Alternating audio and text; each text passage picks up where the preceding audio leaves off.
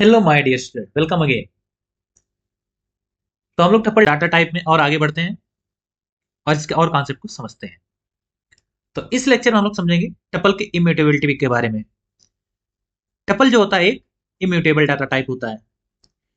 इसका मतलब क्या हुआ कि अगर एक बार टपल आप क्रिएट कर दिए तो आप उस टपल के एलिमेंट में कोई चेंज नहीं कर सकते, या तो ना आप ऐड कर सकते हैं ना ही रिमूव कर सकते हैं।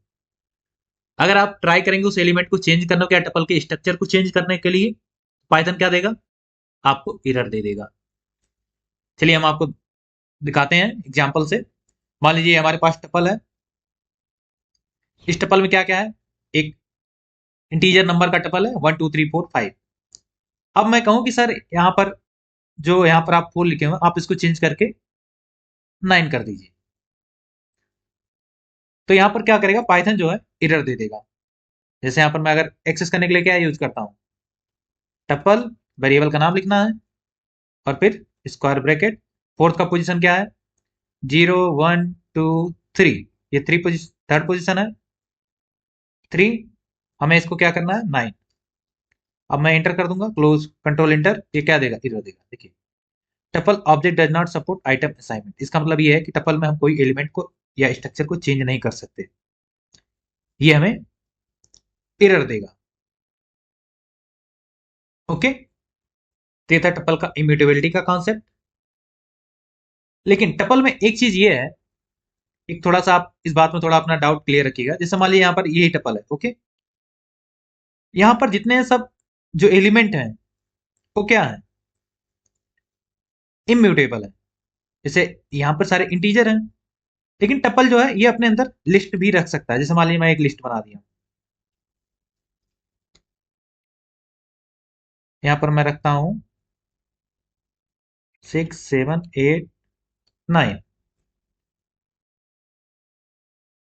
ओके,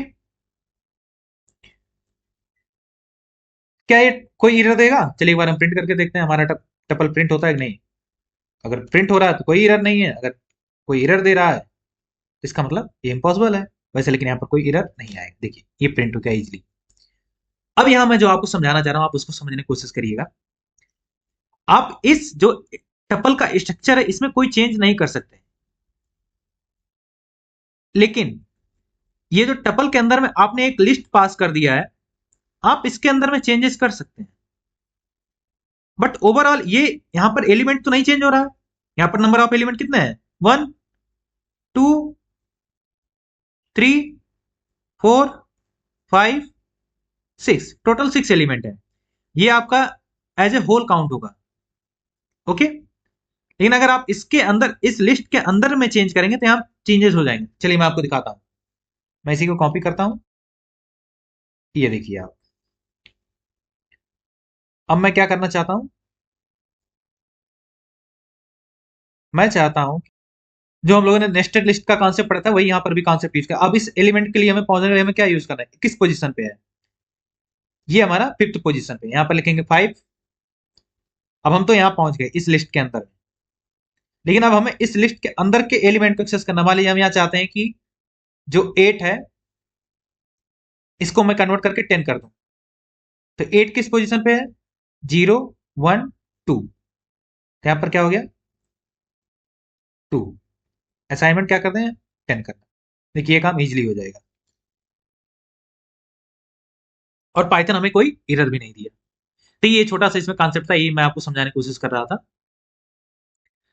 ये ऐसा इसलिए पॉसिबल हुआ क्योंकि यहां से क्या हुआ कि जो टपल का स्ट्रक्चर है उसमें कोई चेंजेस नहीं हुए।